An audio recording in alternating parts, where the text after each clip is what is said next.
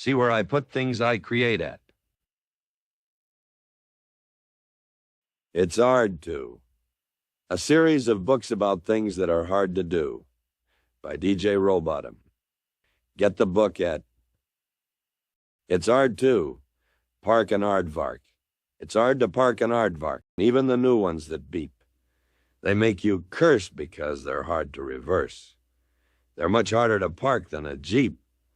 The front end is no better because it dips down low out of sight. You find yourself edging an inch at a time. It can give you a terrible fright. So take care not to scratch it, because an aardvark's hard to maneuver. It's a nocturnal mammal who eats termites and ants by sucking them up through his nose like an Hoover. It's hard to beat a cheetah. It's hard to beat a cheetah because he really can run very fast. The speed of his feet make him hard to beat. In a race, you'll always come last. It's easier to greet a cheetah. A wave when you see him will do. And as he zooms by, he'll wave back and say hi, but he won't stop what he's trying to pursue. It's harder to treat a cheetah because he prefers it when he gives the gift. Even though it is pleasant to give him a present, it really will make him quite miffed. It's hard to leave a beaver. It's hard to leave a beaver. Their conversation is really unique. They always attract with an interesting fact. You might say they're a bit of a geek. Their front teeth, they never stop growing, so they wear them down gnawing at wood. People think they ignore, but their eyesight is poor. They really are misunderstood. Never disbelieve a beaver. Never tell them that their facts are a sham, because they work all night with their terrible sight to build a mud and wood dam. It's hard to be a bee.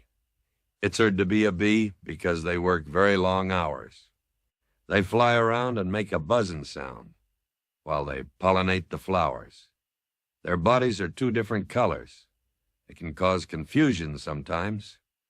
Are they yellow with lots of little black stripes, or black with some yellow lines? So next time you see a bee, try to cut it some slack, because my advice is its identity crisis is putting it all out of whack. It's hard to fly a fly.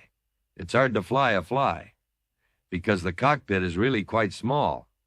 But if you squeeze inside and go for a ride, then no one will believe you at all. Flies don't have any teeth, which makes it hard to gnaw. They do have a tongue that's very, very long and sucks up food like a straw. If you try to fly a fly, be aware of what it sees, because compound eyes allow the flies to see 360 degrees. It's hard to mail a quail. It's hard to mail a quail because they find it hard to stay still. If you write the address, it ends up like a mess. It looks like you wrote it while ill. They like to live on their own. They're not very social, you see. And as for their diet, you wouldn't really try it. Grasshoppers and worms for tea. Quails can't fly very far, so we post them to their destination. Weighing them is tough, 'cause they are feathers and fluff. That's why the cost is an estimation. It's hard to outstare a bear. It's hard to outstare a bear, because they never forget who they meet. If they see you someplace, they'll remember your face, and possibly even the street. And bears can see clearly in color. They can pick out the shades of your sweater. They have very big brains, which means when it rains, they know where it is drier or wetter. Most bears have 42 teeth. You can see all of them when they grin. Their bite overall can demolish a ball. If you play cards, let them win. It's hard to steer a deer. It's hard to steer a deer because their antlers don't do what you'd hope. A deer will veer however you steer. The poor thing will struggle to cope. So try to let it decide the direction it wishes to go. If you try to go right, it goes left out of spite. So it's best if you go with the flow. To be clear, any deer can just steer. It's your involvement that makes it annoyed. By assuming the role of being in control, the deer will become paranoid. It's hard to thrill a gorilla. It's hard to thrill a gorilla. They really can be quite a bore. It's hard to ignite the merest delight while they build up their nests on the floor. They like to eat leaves and fruit, and sometimes insects and ants.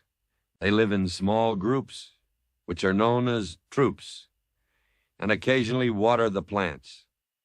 So thumbs up if you're a gorilla, because you've got very human hands.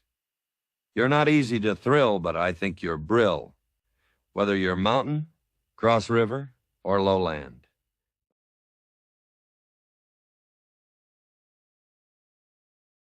See where I put things I create at.